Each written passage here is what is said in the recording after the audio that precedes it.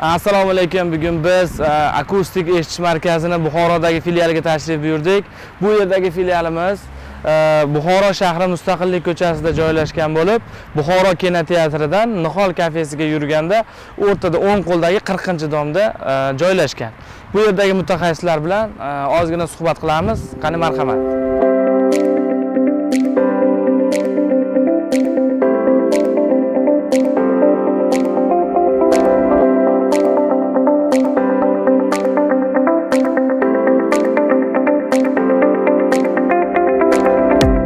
Ushbu markazimizga tashrif buyurganingizda sizni administratorimiz kutib oladi.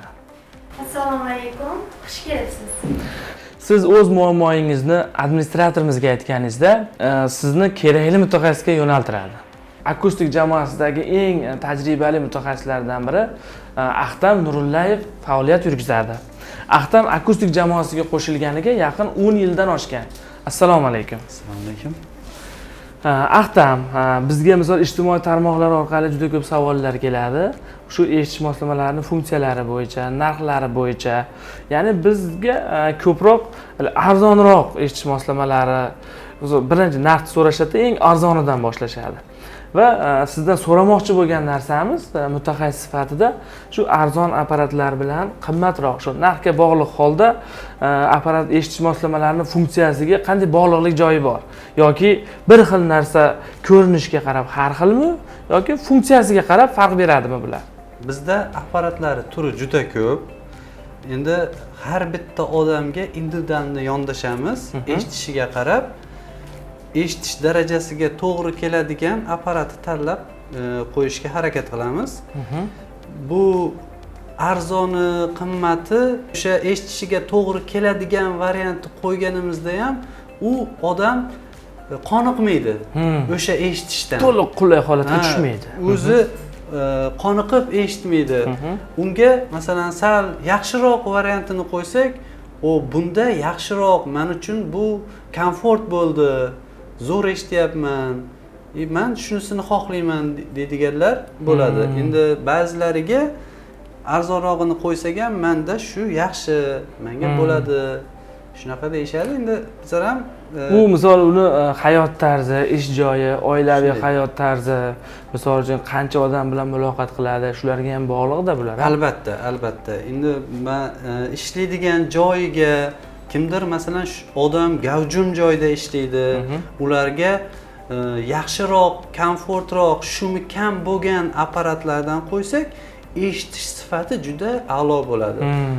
Arzonroq variantlarimizda endi zo'r eshitishi zo'r, lekin ko'pchilik joyda anglab olishga sal qiynalib qolishi mumkin. Birdaniga ko'pchilik bilan muloqot qilganda ularda funksional holati yetmay qoladi. Yetmay qoladi. O'shaning hisobiga sal qiynalibroq eshitishi mumkin. Tushunarli. Ahtamjon, yana bitta sizga savolimiz bor. Ya'ni bu Buxoro viloyati hududini iqlimi bilan bog'liq. Ya'ni mana o'sha yoz issiq kunlar kelyapti. Bu yerda issig'i bizda vodiydagi iqlimga qaraganda ancha ham baland bo'ladi. Shunday. Mana shunaqa holatlarda siz misol uchun eshitish moslamalarini qaysi turlarini mijozlaringizga taklif qilasiz? Quloqning ichidagimi, quloqning orqasidagimi, qaysi biri uzoqroq ishlash imkoniyatiga ega deb o'ylaysiz? Endi bizlarda issiq sharoit, bu apparatlarimiz har bittasi o'sha IP68 suvga chidamlilik darajasi bilan himoyalangan, lekin bizni issig'imizda insonning terlaganida suv kirganda bu tuzli suv bo'lgani hisobiga baribir quloq orqasidagi, quloq ichidagi hamma apparatga ham baribir ziyoni tegishi mumkin.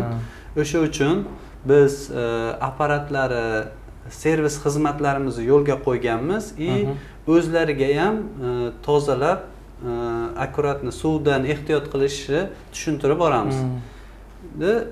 Quloq orqasiga qo'yadigan ham, quloq ichiga qo'yadigan ham suvdan baribir himoyalash kerak. Baribir parvarish talab qiladi.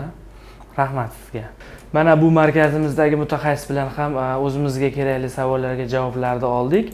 Agar mana shu kabi muammolar sizlarni ham qiziqtirsa, qandaydir yaqinlaringizda ota-onalar, farzandlarda mana shunday eshitish bo'yicha muammolar bo'lsa, bizning videolarimiz ostiga kommentariyalar asosida o'z izohlaringizni qoldirishlaring mumkin va bizni kol markazi raqamlari bilan bog'lanib, o'zingizga yaqin bizni filiallarimizga murojaat qilib, o'z muammolaringizni yechib topishlaring mumkin. Sog' bo'linglar.